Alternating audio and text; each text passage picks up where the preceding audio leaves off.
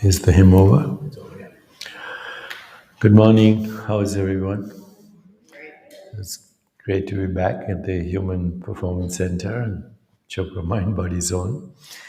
I was going to originally talk about an experiment that we'll soon be launching globally, and it'll be launched from here in Lake Nona, and it's called the longevity experiment.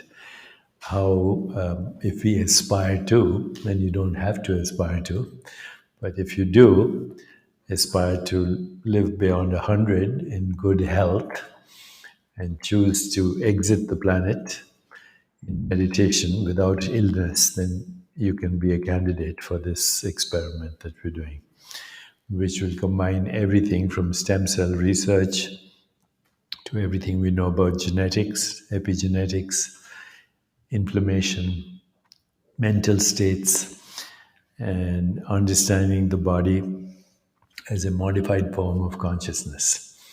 Essentially, understanding the body's source as infinite, formless, fundamental being. And then add on to that everything else, from exercise to mind body coordination to vagal tone to emotional well being to healthy relationships to even what we call youthful aesthetics. So you look and feel the way you really are, ending up with a joyful, energetic body, loving, compassionate heart, clear mind, and lightness of being. That's the goal, always. So, next time I'll be talking in detail about the longevity experiment. And as I said, it'll be headquartered here. And Jay, we will talk about the protocol as well. Love for people to join. And even if you want, we can do scientific measurements. We're in the process of creating that protocol right now. But today is Mental Health Awareness Day in the United States. And I think it would be remiss of us if we didn't address the number one crisis in the world at the moment is not COVID-19. It is not even climate change. It's mental health, which ultimately leads to all these other things, from climate change to war, to terrorism, to eco-destruction, to an unsustainable planet. So mental well-being is the number one priority for all of us, but also for the world. This morning before I came, I was looking at some statistics, and apparently 25% of people in the United States over the age of 18 have a diagnostic classification of some kind of mental challenge, distress, or disorder. 25% people over the age of 18. But when you look before the age of 18, teenagers, it's the second most common cause of death in teenagers. Every 40 seconds, somebody is committing suicide. I should actually be politically correct. It's not right to say committing suicide. Somebody is dying of suicide, out of desperation. So every 40 seconds. Second most common cause of death in teenagers. And 20% of children. It's shocking that, children, when I say teenagers and children under 12, are dying from suicide. I'm so used to the old vocabulary. Amongst the elderly, same thing. So there's a crisis, and if we don't address it, it's going to affect each one of us. There's no family that you will meet who hasn't had somebody in their family either die of suicide or have a severe mental disorder. There's no family. Similarly, there's no family that doesn't know somebody in the family who's not had a challenge with addiction. So addiction, drug abuse in general, trauma, abuse, depression, physical illness, suicide are really issues that we need to address right now. And if we don't do it, I think our humanity is incomplete. That means we don't care about humanity, we don't care about ourselves. So it's about 2 years ago, is it, that we started Never Alone? Year and a half ago. We created an initiative called, check it out, www.neveralone.love. www.neveralone.love. And when you go on that, you see Punacha, myself, and Gabriella Wright, whose sister died from suicide. We are the co founders, but we are inviting everybody to participate. And we also have a chat bot called Peewee, an emotional chat bot. And Peewee was the name of a recording artist who was Gabriella's sister. And so we called the chatbot Peewee. It also stands for, I think, personalized people interacting with intention. So people interacting. You're all part of Peewee. I just want to mention that total minutes chatted with Peewee is now over 6 million. People are conversed with Peewee. Total messages exchanged are over 12 million. Total crises detected, including suicide, 9.6 thousand. Suicidal ideation detected, 6,345. High risk of suicide detected, 2,309. And if in the future you want to check out the stats, you can find them on the Chopra Foundation website. And there's also a button that you can donate if you feel moved. $5 donation will get one person mental health support 24/7 for 3 months. $5. One person mental support for 3 months. And the PV chatbot, of course, is www.neveralone.love. And there's a donate button, choprafoundation.org/donation. So please participate to the extent you can and also join the conversation. So let me begin by saying is that the medical profession, my profession, trained as an internist, neuroendocrinologist, when we went to medical school, it's a very fixed system that hasn't changed in over 100 years, at least. So you start with anatomy when you go to medical school. Somehow your mind thinks that the body is an anatomical structure. That's when you do anatomy, that's what you think. You think of the body as a sculpture. You can chisel it and fix it, and that's what surgery is. Okay. Then the second lesson you learn in medical school is physiology, that everything that has the appearance of a structure is actually a movement. And so we start studying, how does the heart operate? How does the immune system? And the mind starts to look at the body as a verb, not as a noun. When you look at the body anatomically, it's a noun. It's a fixed thing. You can fix it through surgery, carpentry.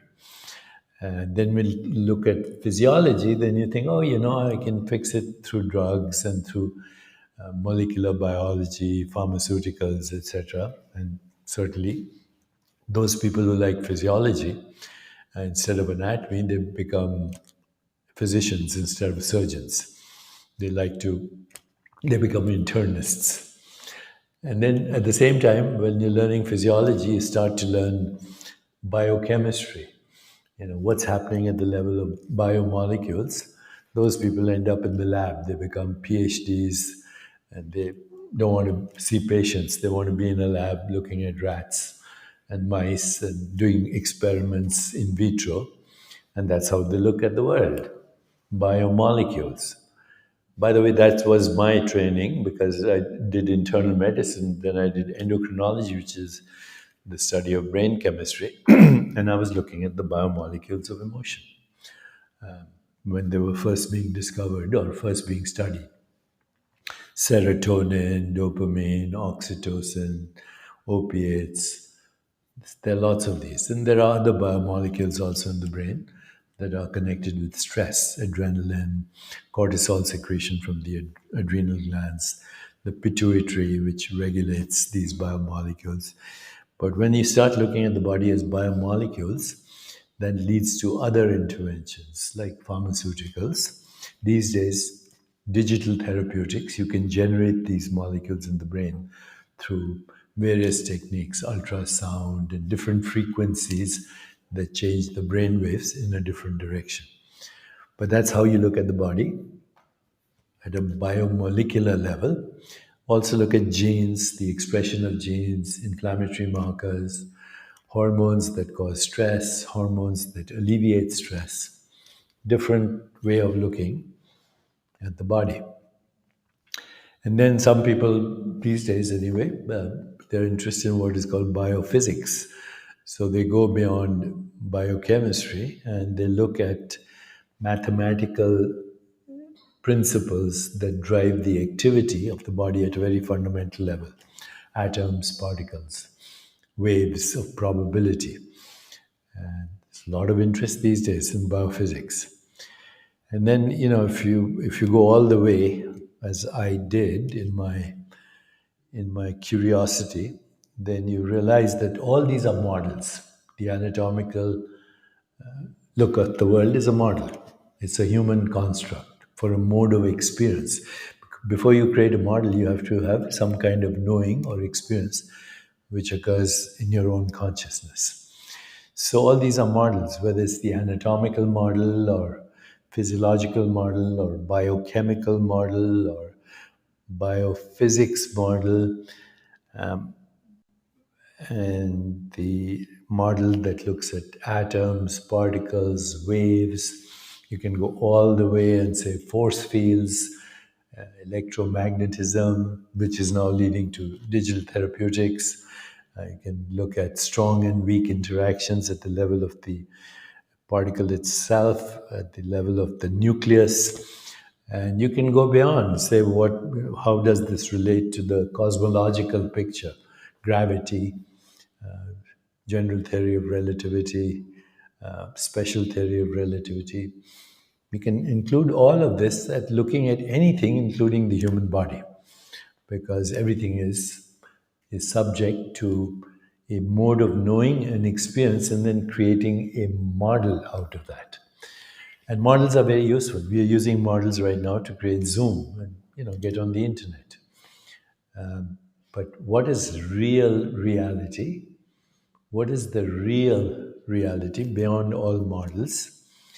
And our view from the traditional wisdom traditions, which include Vedanta, Kashmir Shaivism, Buddhism, the Gnostic Gospels of Christianity, the Sufi traditions of Islam. Wherever you go in the world, there is something called a religious or spiritual experience where you go beyond all models. You get in touch with fundamental truth. And that fundamental truth is that you and the universe are made of awareness. That's it. Awareness means consciousness. And if you want to define consciousness, then it's the knowing element in every experience. Right now, you're having an experience, but you also know that you're having an experience.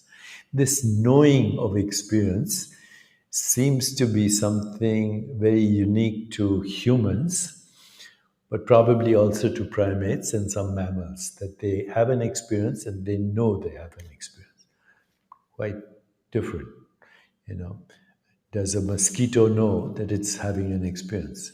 Does a plant know that it's having an experience? Does a reptile know it's having an experience? Do these other species have capacity for self-reflection and ask themselves, what is it that knows me? What is it that knows the brain? What is it that knows the mind? What is it that knows the body? What is it that knows the universe? And the non dual traditions say it is consciousness which is fundamental. It is without cause, it is irreducible, it is formless, it is not in space time, and therefore it's timeless. Religious traditions frequently call that the soul. Soul is a word that every religious tradition uses, and yet today's cognitive science, it's kind of not fashionable to use the word soul. So the word that's being used is we are conscious agents, same thing as a soul, conscious agents in a network or matrix of conscious agents. You're a conscious agent, I'm a conscious agent, and the matrix of conscious agents includes everything from trees to, amoeba, maybe even viruses, COVID 19, pretty smart conscious agent creating havoc in the world, if you want to go with that model. So, any sentient being, anything that is, we can say, a biological organism, is a conscious agent. But the biological organism itself, which is this body and this brain and the mind, the biological organism itself is actually a mode of observation.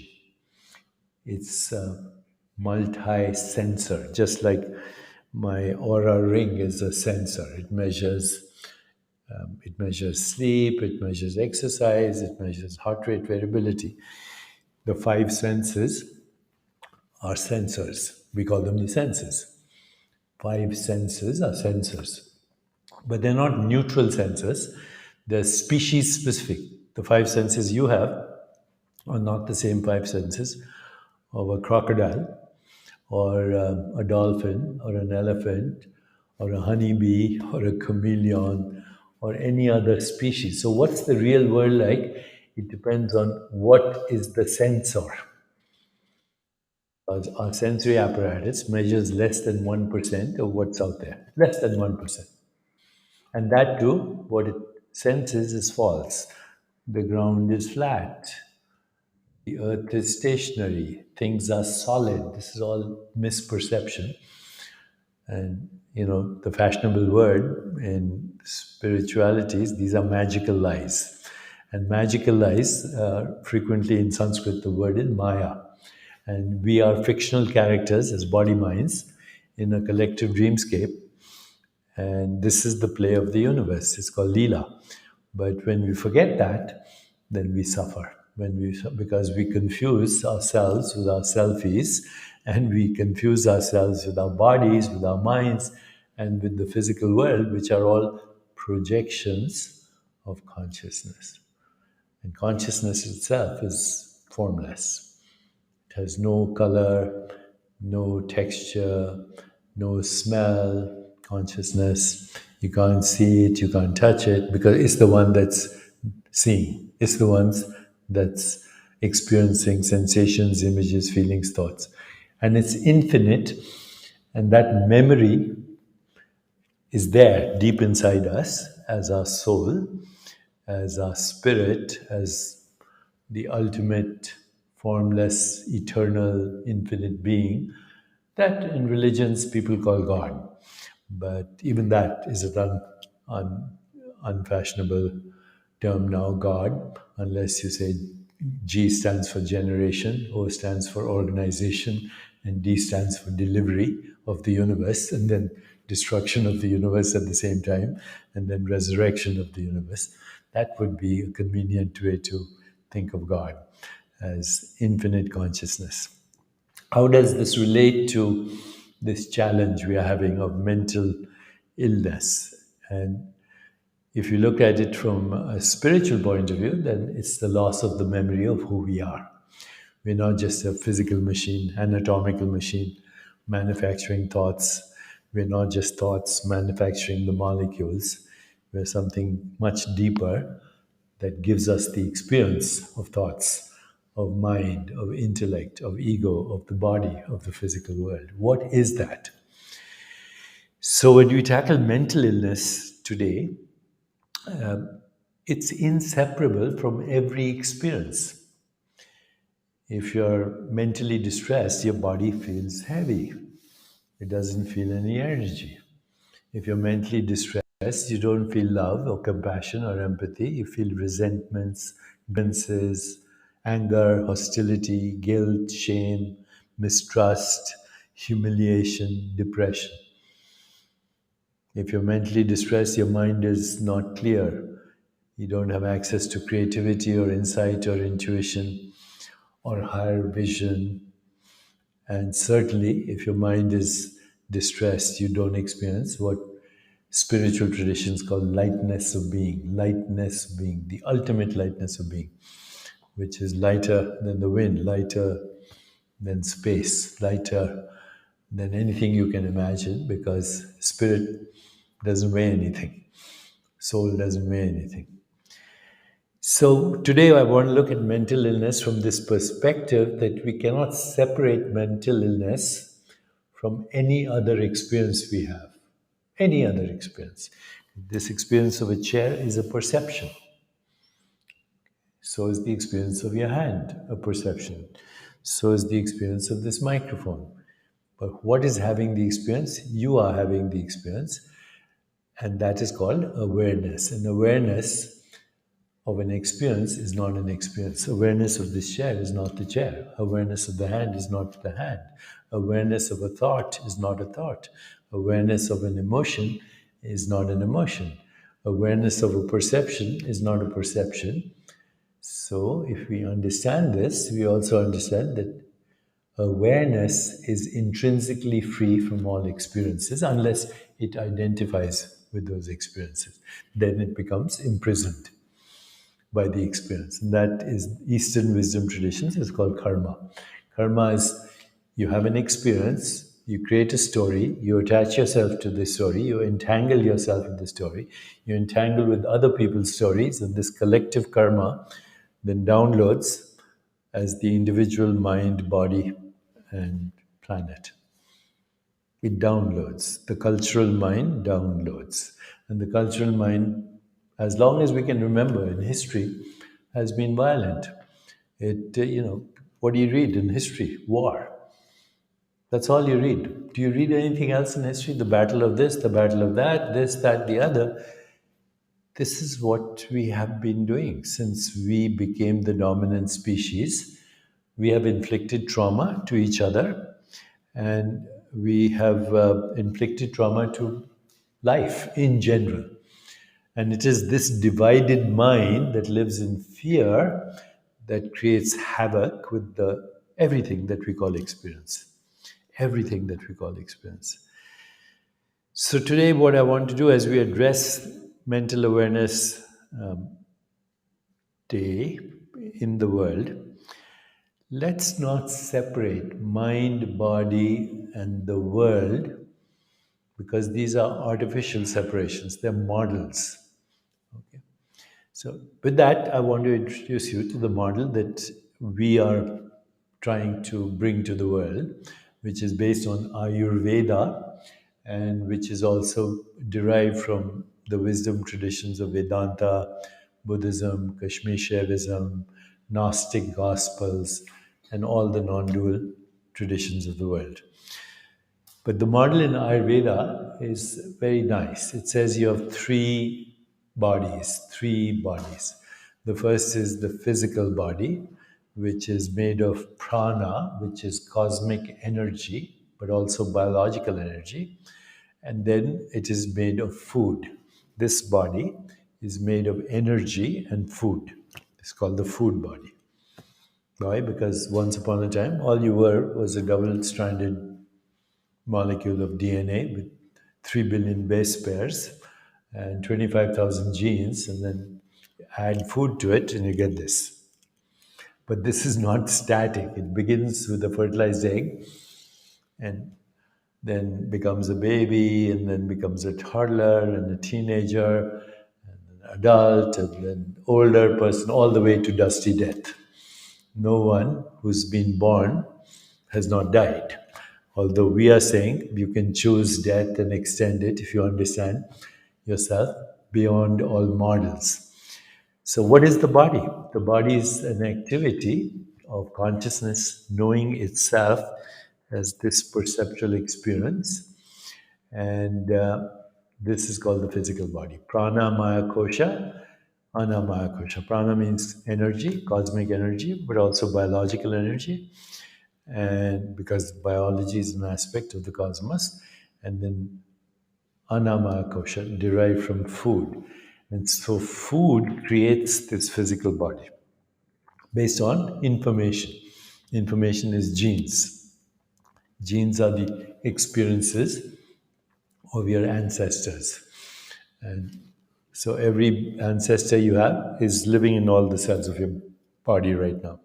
You can't move your hands unless your ancestors are alive here as gene activity. Chain of life, not even one broken chain, all the way back to the beginning of life. The first organisms on the rims of volcanoes, chemolitho-autotrophic hyperthermophiles. We go back all the way to the beginning of life on this planet as this physical body derived from food. Now we know that also our physical body, not only the activity of our genes, but also of the genes that are in the microbiome. So you have only 25,000 human genes, you have 2 million, 20 million bacterial genes. Most of the genetic information in your body is not human, it's bacterial.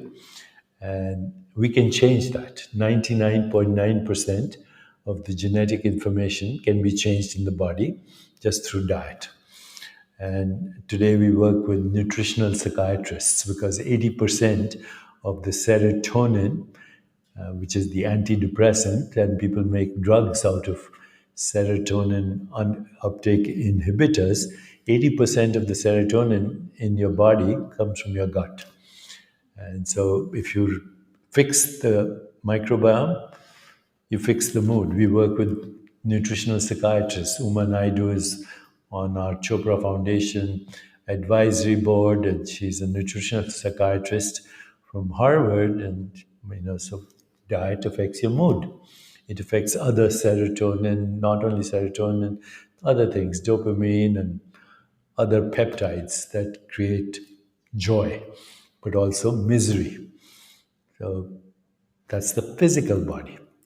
Then we have something called the subtle body. Physical body is called sthul sharir in Ayurveda. Sthul means hard, solid, physical, anatomical. But then there is something called sukshma sharir. Sukshma means subtle body. So what is the subtle body? It's the mind where we experience emotions and feelings. It's the intellect where we try to figure out rationally what's going on. As you'll see, rational thought is also very misleading, but it works for science. It doesn't work for happiness. And Blaise Pascal, the great poet, said, the heart has reasons that reason does not know. So, however, our subtle body includes mind, which is emotions and moods and feelings, intellect, which is our rational mind through which we make choices, we think, wise ones, but mostly wrong ones. And then ego, which is our evolving personality. Why do I say evolving? Because there's no such thing as a fixed personality. You're born, then you're exposed to your parents, your friends, your family, your school. Personality is always evolving, what we call ego. So the mind, intellect, and ego are activities that project as the physical body. In the Vedic tradition, that's all. This physical body is also called the karmic body. Karmic means the experiences of the past presenting as this changing body right now. There's a phrase in Ayurveda: if you want to know your experiences in the past, just look at your body right now. If you want to know what your body will look at like in the future, just look at your experiences right now. Because we metabolize experiences and turn them into the biomolecules of our body. So where is the experience happening? Where is this experience happening for you right now? Okay, where is experience happening to people on Zoom right now? And if you consult modern scientists, they point to the brain. But there's no experience happening in the brain. Nobody is shown a color in the brain or the experience of love or anger or hostility or sound or taste or texture or smell. In fact, if you put a knife through the brain, you don't feel any pain. So the brain has no self-awareness, period. It's an instrument, it's like a computer which is governing your five senses and how you perceive the world, which is all conditioned, economically conditioned, socially conditioned, racially conditioned, historically conditioned, religiously conditioned. In fact, right now, if you want to look at who's getting sick from COVID 19, who is subject to violence, who is not getting a good education, where there is a lot of crime and disease, premature death, suicide, all you have to do in the United States is look at a person's zip code. You can tell everything about them because that zip code defines the ecosystem of relationships in which life is being lived. Where is experience happening? Where is this experience happening? It's not in your head, not on Zoom. It's happening in consciousness. And consciousness has no location. So once we understand this, that consciousness is imperceivable and inconceivable and irreducible and infinite and formless, then experience is happening everywhere at the same time. And what we call my experience is how we localize experience in our consciousness as a space time event. Your body is not in space time. Your body is made of molecules and particles and atoms and waves that are coming in and out of an infinite void at lightning speeds. If you say, what's a quantum fluctuation? You look it up in the internet or Wikipedia or dictionary. Quantum fluctuation is just the temporary appearance of particles, impermanent appearance of particles, as determined by the uncertainty principle. That is at the point of measurement. When you localize an experience, it seems to be here, Lake Nona Human Performance Center. Artificial construct. The real you is not in space time. Even your body is not in space time. Nothing is in space time. It appears in space time. Now, this is a very advanced idea to think about, but if we actually understand that, not intellectually, but experientially, and that's where yoga comes in, that's where yamas and niyamas come in, that's where pranayam comes in, yoga asana, the movements come in. Yoga is the best way, and or something called interoception, knowing what's happening in the body, pratyahara, which we should start teaching here. We should start doing courses on how do you control the inside of your body, whether it's your heart, your immune system, your endocrine system. Western science has not paid any attention to this. But through pratyahara, interoception, visceroception, you can, just like you control your bowels and your bladder, every child learns to control bowel and bladder, then we stop. So why can't, if you can control your bowels and bladder, why can't you control your heartbeat? Why can't you control your breathing? Why can't you control your endocrine system, your immune system, your body temperature? Western science has ignored that. And then there's dharana, dhyan, samadhi. So the whole picture that comes from yoga and these wisdom traditions looks at the physical body as the projection of the mind, intellect, and ego. And what is the mind, intellect? So that's called the subtle body. And what is that a projection of? That's a projection of your soul body, karma, memory, desire. And so most people, as a result of that, have this perception that they're squeezed into the volume of a body in the span of a lifetime, which is a totally false perception based on limited sensory experience and the conditioned mind. So liberation from karma.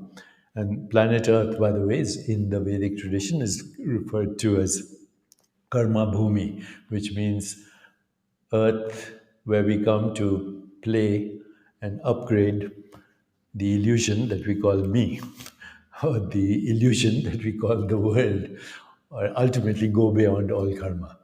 So the soul body also has different layers. One is your personal soul, which is called jiva, which is literally manifesting as genetic activity right now. Okay, jiva. And then beyond jiva is atman, which is without the conditioning, free from all conditioning.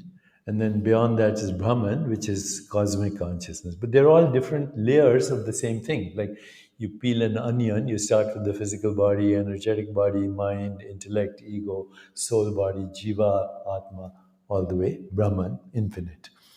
That would be peeling the layers of the onion or looking at Russian dolls from the outside in. But if you go from the inside out, which would be a top down approach, then you begin with something that has no form. And then quantum mechanical, and then biomolecular, these models, etc.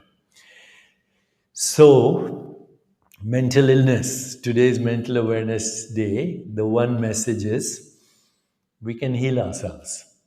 We can heal ourselves, we can heal each other by going beyond grievances and resentments and anger and hostility and wanting to get even and being right to that source where we say, you know, everything is a perspective. My perspective is my conditioning, your perspective is your conditioning. And as the Buddhists say, the only right perspective is either no perspective or all perspectives. And then we see that we are on the same spaceship, but looking out of different windows at the same scenery, but seeing something different. And all our conflicts are because we're looking at the same scenery, but seeing something different. Even when I look at you, Pam, I'm looking at myself as Pam, and vice versa. So when we understand these stages of evolution of consciousness, that's total eradication of all suffering. All suffering. No difference between mental, physical, perceptual.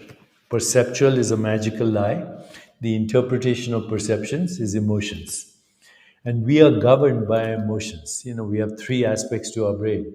This is the spinal cord, this is the emotional brain, this is the reptilian brain, this is the intellectual brain.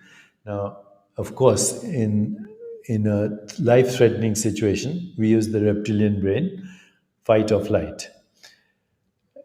When we think we are making rational decisions or doing great science and art, we're using the intellectual brain, but actually we use mostly our emotional brain. Everything that we do is for emotional reasons. Everything. We pretend to be creatures of rationality, but we're bristling with emotion.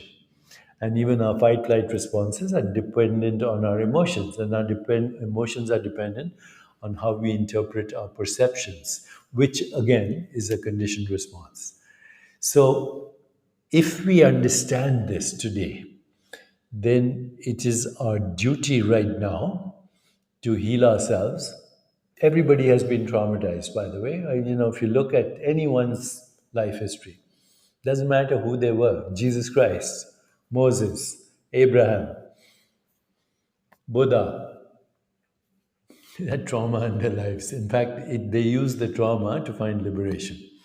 So there's no one who's not been traumatized, either in childhood or maybe in utero, violence in the parents, maybe the culture, the zip code they were born in, trauma, trauma, trauma. And what is violence? It's the recycling of trauma as both mental and physical and environmental disconnect, total disconnect. And the way to heal ourselves is to integrate these activities into one wholeness of experience, which comes from the source. That's why meditation, self reflection, mindful awareness of the body, mindful awareness of what's happening inside the body, awareness of the five senses, awareness of the mind, because the mind is not who you are. Mind is an object of experience. You observe a thought, you observe an emotion. Who you are is awareness. That's it. Mind is projection. The body is its projection, and the world is the instrument that this projects as everything from the Milky Way galaxy to 2 trillion other galaxies. All comes from us as the source.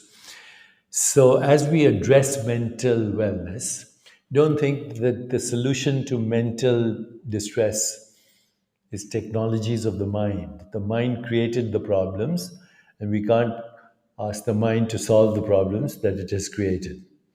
Okay, there's no thing outside there. And today, a lot of work on what people call happiness. And I said, our moods determine the situations, circumstances, events, people, situations in our life? If I'm feeling sad, then this weather looks gloomy. If I'm in love, this is very romantic. Same weather. In fact, if you listen to Bollywood songs, they're all about the gloomy weather, but romantic. Clouds and the moon is there, and people are dancing because they're in love. So everything we experience is a projection of our mood, whether it's the world, whether it's the body, or whether it's our relationships. How about the other way around? Do our relationships and the weather and people and business interactions, do they change mood? Of course they do. If you're in the stock market and today it falls, your mood will change and your body will not feel good. It's all connected. So, do moods influence the world or does the world influence the mood? They're the same thing. It's when we differentiate these things as being different, say mental illness, physical illness. So, you want to have a happy mind? Exercise, move, do yoga, do breathing exercises, do self reflection, come to yoga class, do the postures. You'll see each of these postures is a seat of awareness. So, do yoga, do breathing exercises, do exercise, change your diet, mend your relationships, practice forgiveness, ask for forgiveness, your mind will change. On the other hand, if you start with the mind, say, I want to focus on joyful, energetic body, clear mind, lightness of being, love, compassion, that will change the body. You don't have to just have mental interventions for mental distress. Physical interventions will alleviate mental distress because physical activity and mental activity are entangled. Similarly, mental interventions will change physical experiences. So when you focus on empathy, which means feeling what another person feels, compassion, the desire to alleviate suffering, love, peace, equanimity, joy, that's infectious. Other people feel that not by what you say, but not even by what you do, but by your presence. So we call this loving presence. Your loving presence, which is totally non judgmental, heals. So many interventions from food to physical activity to changing the environment to participating in a cause. In the wisdom traditions, they say if you want a healthy community, three things are necessary. Three things only: sangha, which means community; satsang means community of people looking for the truth. We are that community, and we have a global community now on the internet as well. So sangha, seva, some kind of service, love in action, for which there's no personal motivation, but just the desire to serve.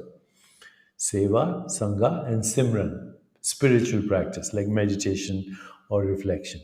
We do that globally, we can activate healing.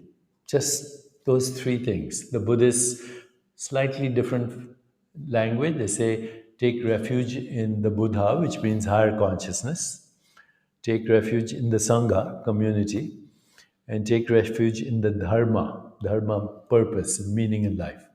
So today also social science is looking at happiness, which is the ultimate goal of all goals we do emotionally. We're looking to satisfy our emotions in the direction of happiness. So every goal we have, in the end, somewhere we believe it will make us happy. So when you look at social scientists looking at happiness, only 10% comes from external sources. If you have money, If you have lots of wealth, if you win the lottery, you'll be happy. 10%. Okay. In fact, the more you look at happiness and demographics, you find there are two categories of people that are unhappy. One, the extremely poor, and the other, the extremely rich, because they identify only, they think about money all the time. Money becomes their identity. But if money is for you to play with, to bring happiness, then you'll be a happy person. And if you're poor, of course, that's a whole different situation because you're thinking of survival. Our humanity is incomplete unless we take care of those who are also poor. So 10% comes from happiness. The remaining 90%, 50% comes from your attitude to life. Do you think the world is a problem or do you think the world is an opportunity? Even during COVID 19, people found opportunities, new vaccines, new technologies. Soon there'll be vaccines for cancer and other illnesses because of what we've learned.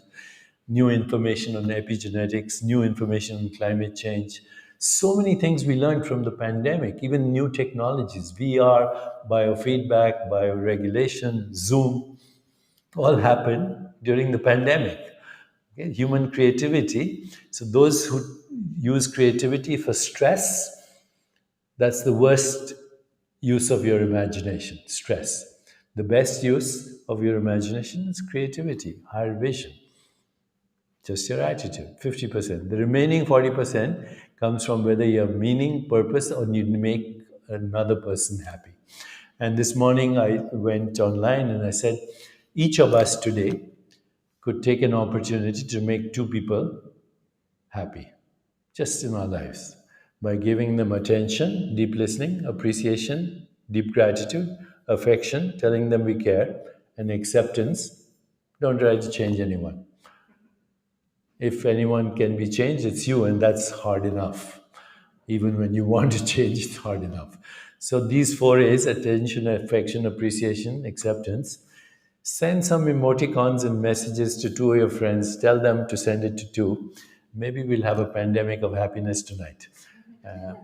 If nothing else, let's do that today.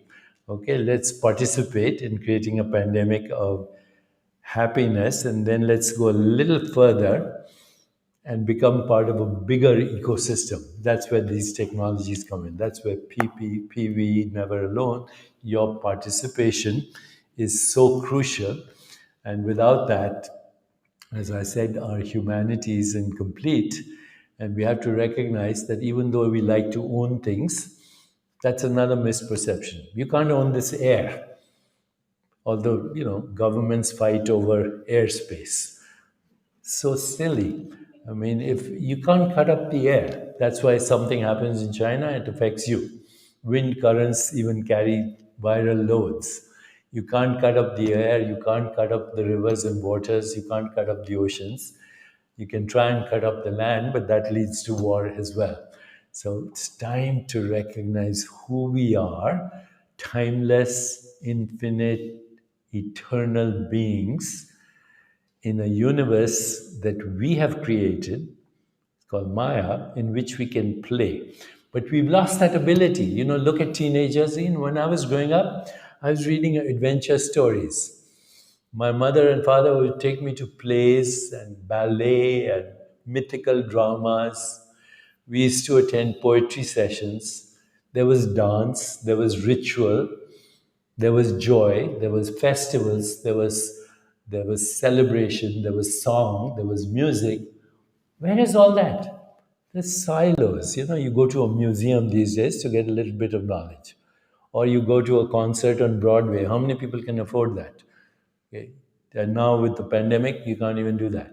We've lost our ability to play. And as long as we don't remember that, we don't start playing again. Playing is not toying. Okay, toying is trivializing something, but playing is actually understanding the mystery of the universe. Your rational mind will not get you there. Your instinctive mind will not get you there, but your emotional mind might get you there if you learn to play and you learn to laugh. and you recognize that peace is the way to prosperity, not conflicts. Peace, harmony, laughter, love, they go together. And I'll just close my session today by saying once again, please help us create this pandemic. Participate with PV, make a donation if you can afford $5. And if you can't afford $5, then we'll help you find the $5. We'll create some kind of cryptocurrency or blockchain to do it. But we need to do this right now, otherwise, we're screwed. So that's it for today. Yes, let's do a meditation for mental health, okay? So that's very good idea. Let's close our eyes and observe our breath. And we'll do a classic kind of a Buddhist meditation for mental health, okay? So observe your breath, bring your awareness to your heart. Mentally whisper to your heart, may I be happy. May I be peaceful.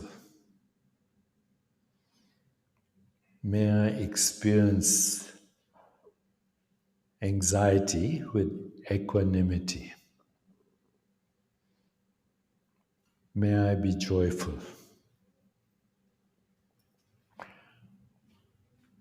May I be the instrument of peace, harmony, laughter, love.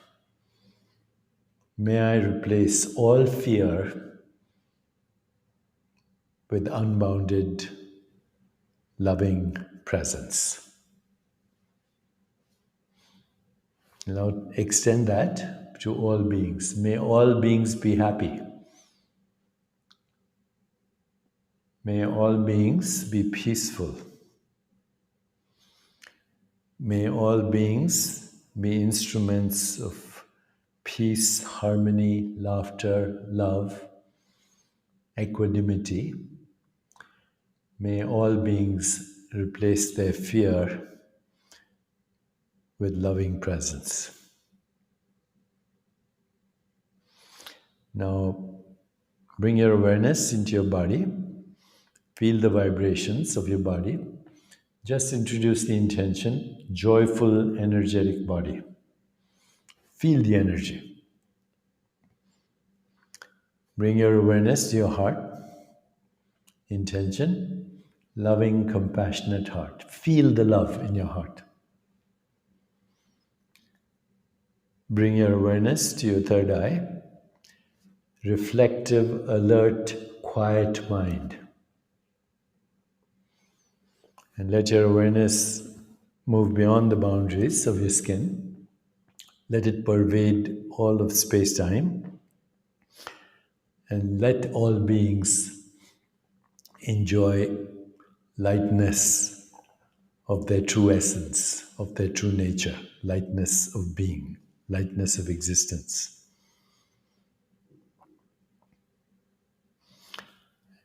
And bring your awareness back into your body. You can move and stretch if you want.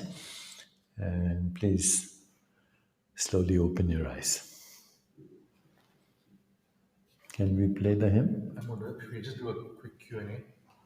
Okay, yeah, and then we play the hymn. Okay, so, we're not taking questions online today because this was a last-minute decision to do this.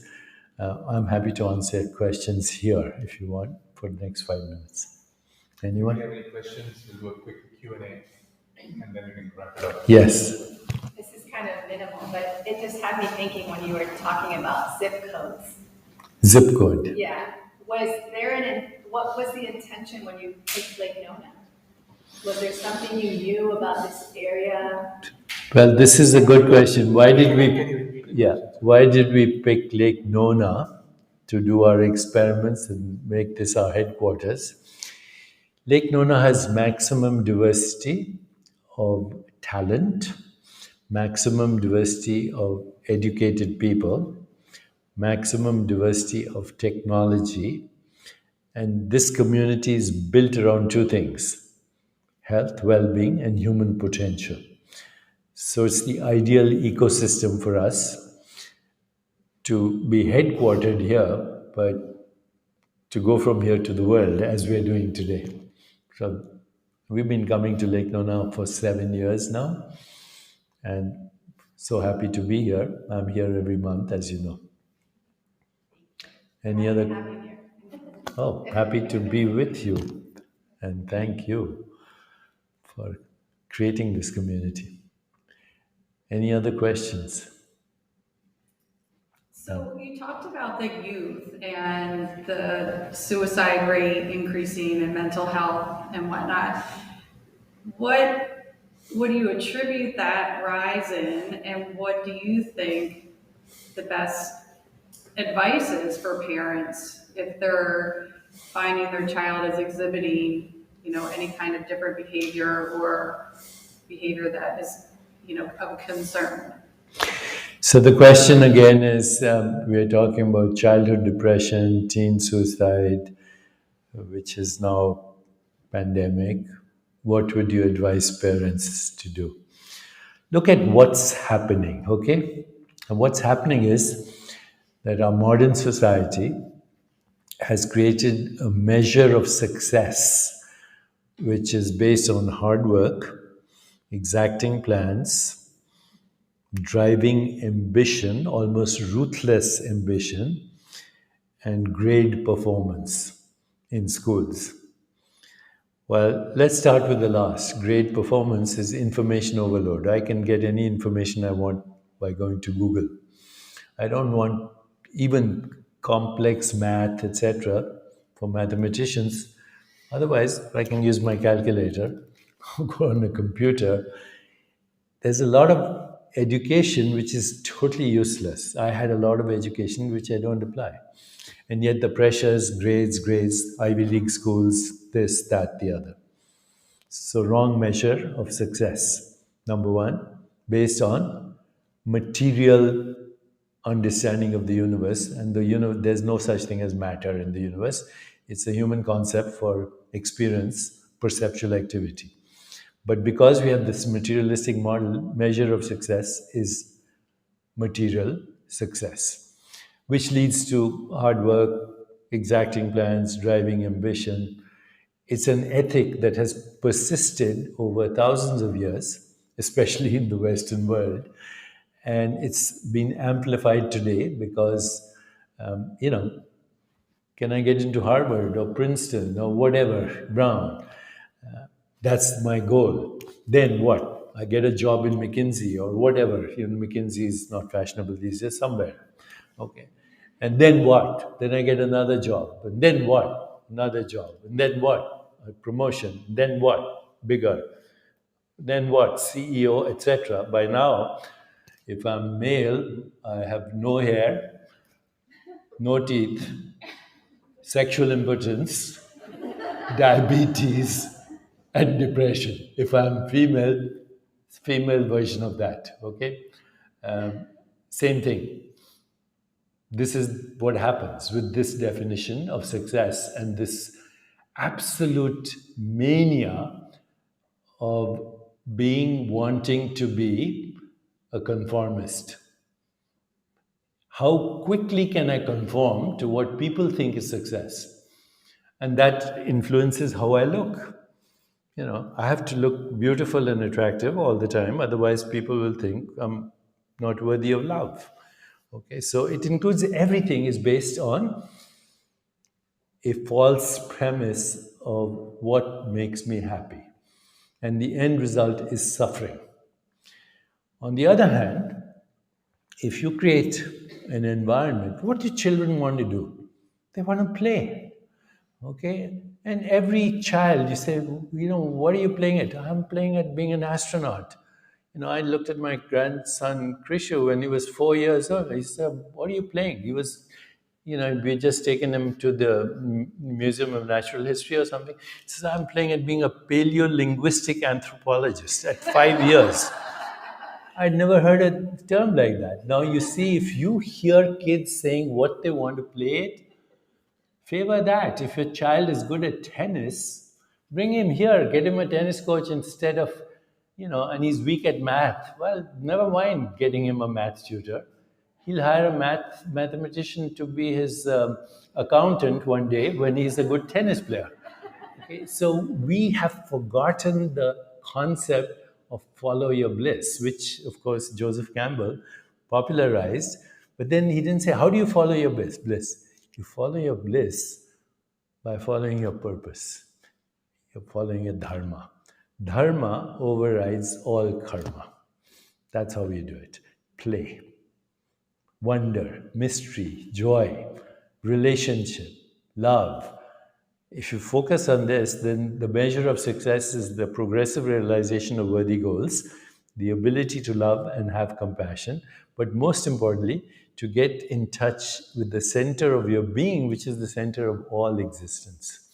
Once you get there, you're automatically free. Education means edu-core, what you bring out at the core of a human being, what's already there. That's the solution. But right now, we are bamboozled by media, social media, and we blame social media. This is what's happening. Social media is doing this, that. We created social media, and media is neutral. Technology is neutral. How we use it depends on the evolution of our consciousness. So I will say, forget depending on others. Let's create our Sangha, and we're doing that right now. Last question, anybody else? And we'll wrap it up. Keep it quick. So thank you again. Sure. For having us here today. So my question is more about resources that people can turn to. So, I come from a spiritual background, so I understand a lot of the terms that you use, like dharma, karma, when you say pratyahara, all that. But a lot of my friends, get a little confused with the whole lingo. So are there any books or any resources that you would recommend? There are a lot of resources, lots of books, lots of seminars, lots of stuff on the internet, lots of stuff is free on YouTube. It's what are we interested in? Who do we hang out with? Okay, so what's the phrase? A person convinced against their will is of the same opinion still. So you cannot convince another person or better way of life, but you can be a shining example till they say, hey, she looks so happy, I want to be like her. Then you bring them into the Sangha. Don't fight the darkness, just bring in the light.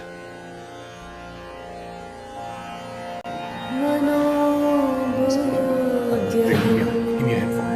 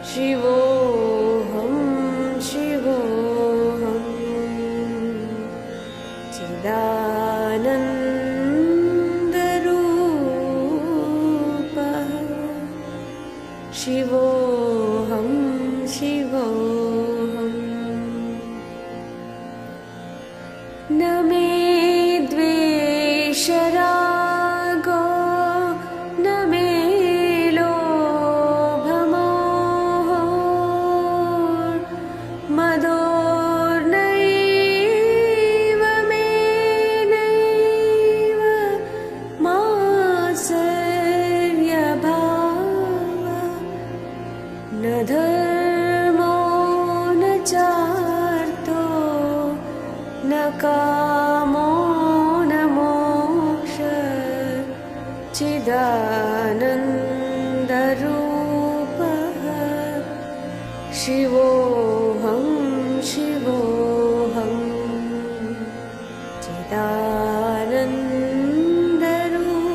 चिदानन्दरूपः शिवोऽहं शिवोऽहम् न पुण्यं न पापं न सौख्यं न दुःखं न मन्त्रो न तीर्थं न वेदा न यज्ञः अहं भोजनं नैव भोज्यं न भोक्ता चिदानन्दरूपः शिवोऽहं शिवोऽहं